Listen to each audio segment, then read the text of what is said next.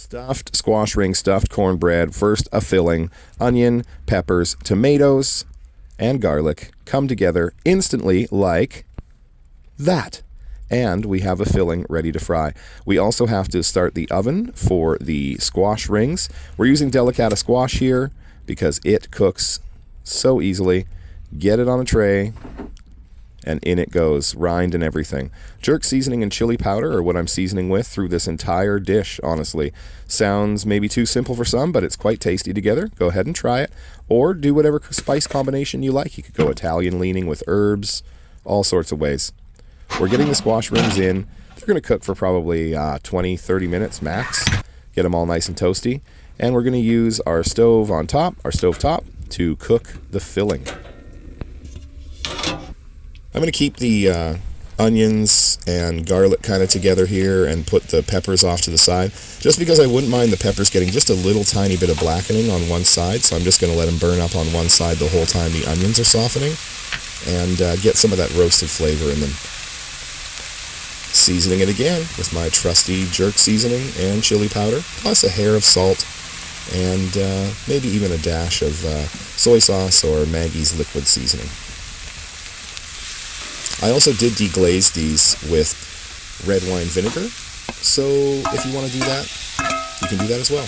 I added the tomatoes here once things were starting to soften, and then cooked it all together till it looked like this. Flattened this down, got one more little cook on it, and it was ready to go. Delightful.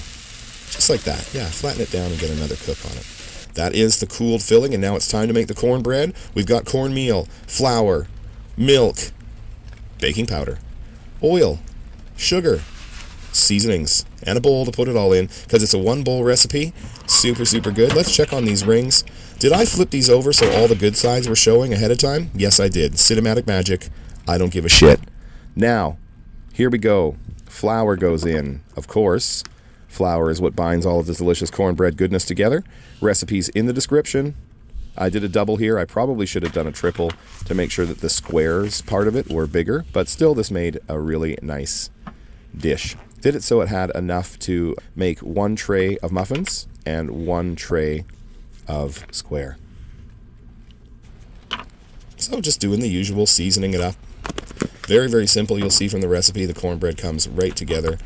Put all the dry in a bowl together, stir it together, mix the milk and the oil together, put it in, and then just bring it through. So here I am making sure that this part here is mixed very, very well together. Nice uniform color, just like that. And we're starting with the liquids. Just go for it. Mix the liquids. Now, this cornbread has a beautiful texture, and one of the reasons that is because we're not going to overmix it, okay, everyone out there? You're just going to take a paddle like this and just kind of fold it together. Overmixing will cause it to be kind of too dense. You want it kind of fluffy, leave some air, leave the room for the baking powder to do the trick, and it should look like that. So I'm going to grease up a muffin tray and put down just a little bit in each cup so I have something to sit those stuffed squash rings in. You'll see here. Just a spoonful at the bottom. And then rings go in, just sitting gently on top because we're allowing the cornbread to expand through the cracks, at least we hope. I'll also tap it to settle them down. So just like that. That looks nice, right? Whoa, look at this fancy camera trick. And we've got the filling. I used only a little bit. You can use more if you want, but I wanted to save room for cornbread batter, which was already peak full. So I was wondering as I was doing this, oh God, are these going to just cook over and come over the edge?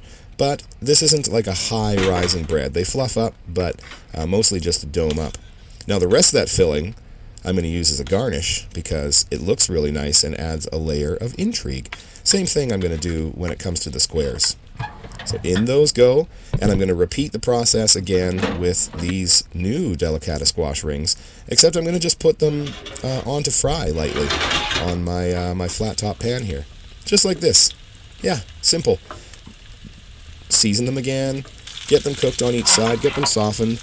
You probably can't do this with all squash because Delicata is its own special thing. You can cook the rind and eat it like a potato skin. So in this case it's okay, but make sure that they're soft cooked however you're doing it.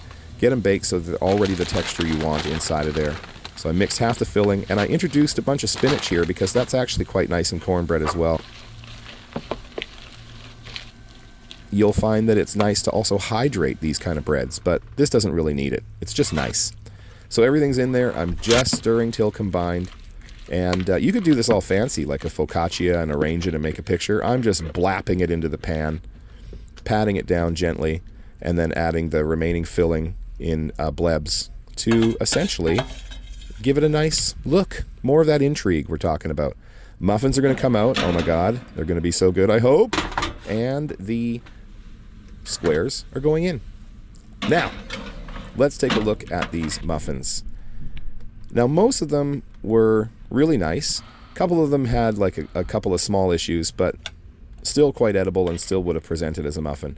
I took this one out. It was the first one I took out. Was really happy. Gonna cut it open. You should see the ring and some filling. Oh, yeah. Fill that ring. Love it.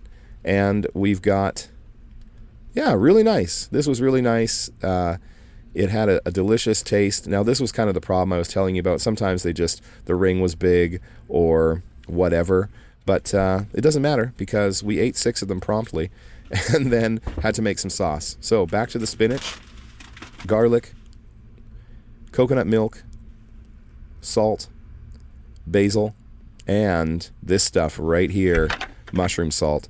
Makes everything mushroomy, savory, beautiful. You can find it in anywhere they sell Vietnamese or Asian supplies. It's a beautiful seasoning that's used in Buddhist food. Put in the coconut cream, the spinach, and everything together. I had to take some of the coconut cream out because I put too much in. And you just basically blend it together until it's smooth. You go by color. I don't have a set ratio here. I'll do the best I can in the description with the recipes. But shout out to my mom for giving me this awesome blender. And then I just season it to taste with the mushroom salt. Get it all one uniform, smooth, silky deliciousness. This is so nice. It tastes so creamy. It can be used as a pasta sauce. You can use it for all sorts of stuff. And that is a big thumbs up again to that blender. Thanks, Mom. So the squares are beautiful. It springs back, but it still has some nice softness. And let's take a look at this amazing spinach, coconut, garlic crema. Oh, it's so nice. I swear. I mean, you don't need a sauce for cornbread, but this really is versatile. I added a dollop of mayo. I served it like this, and you're going to love it. For vegan everywhere, enjoy your food. I'm David.